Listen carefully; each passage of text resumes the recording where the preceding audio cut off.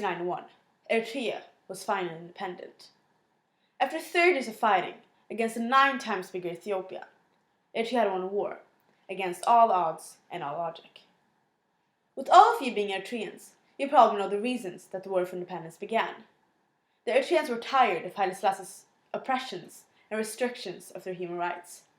They wanted democracy and freedom, and for that, they gave 30 years of their life. With former guerrilla leader Rhetoric as the country's new president, the expectations for the future were extremely optimistic. Eritrea was supposed to be independent. They wanted to build up their country by themselves, and never again would a white man walk on their land, claiming to be its owner. With a fork in the forefront, Eritrea was supposed to be a model for the rest of Africa.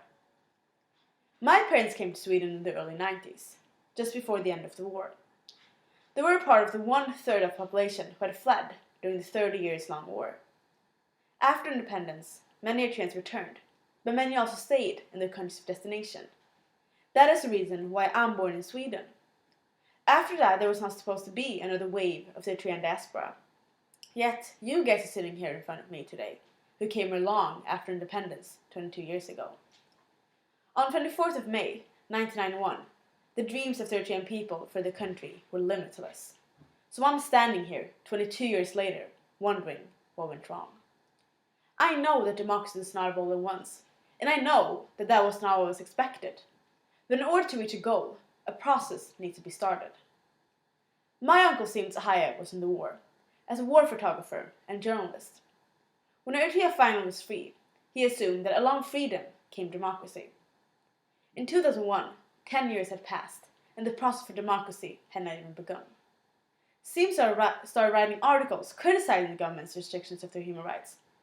He advised the Eritrean government to communicate with the people, saying it was essential for the country's work, for its peace and justice. But 4 months later, on 21st of September 2001, my uncle was imprisoned for expressing his opinion, for asking for his basic human rights, and for demanding the democracy the people of Eritrea had fought 30 years for. Along with him, 9 other journalists were also imprisoned, and with that, all the threats against the government's non-democratic ways were de facto terminated. I have started a project that I have named One Day Siem. Our main goal is that one day Siem will be free, but also that one day the dreams that Siem and his colleagues had for their country will come true.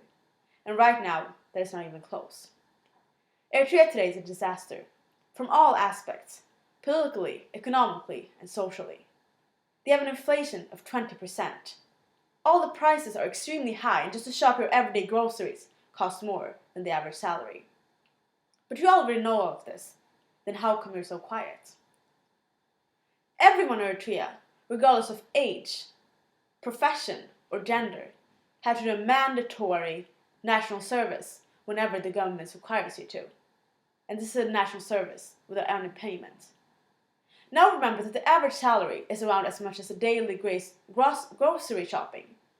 Imagine what happens to the family's economy when one of the parents is forced to work without income. But you already know all of this, then how come you're so quiet? Just in August this year, 2,200 Eritreans had fled to Sweden this year. If the increase continues, Eritrea this year is going to become the second largest refugee country in Sweden, after Syria. Considering Eritrea not even being a country in war, that is a disaster. After my uncle was imprisoned, countless more journalists and opponents of President Afwerki has also been imprisoned. The ones that have the capacity to rescue this disaster have been put away. You sitting in front of me know better than anyone else how the conditions are in Eritrea. That is why you fled, and that is why you are here. You know better than anyone else how desperate the people are to escape the prison state, how they're willing to give up everything because they know that they have nothing to lose. And yet, you're all so quiet. Yesterday I read about the 13 Eritrean refugees who had drowned at the coast of Italy. They knew about the risks, and still they risked it. We all know that it could have been any of us in here. It could have been Mehret, it could have been my parents, or it could have been you. Every summer, the government honors the martyrs of the war. It is okay to remember, but it's time to stop honoring the dead more than the living. Think about how many of your relatives you lost.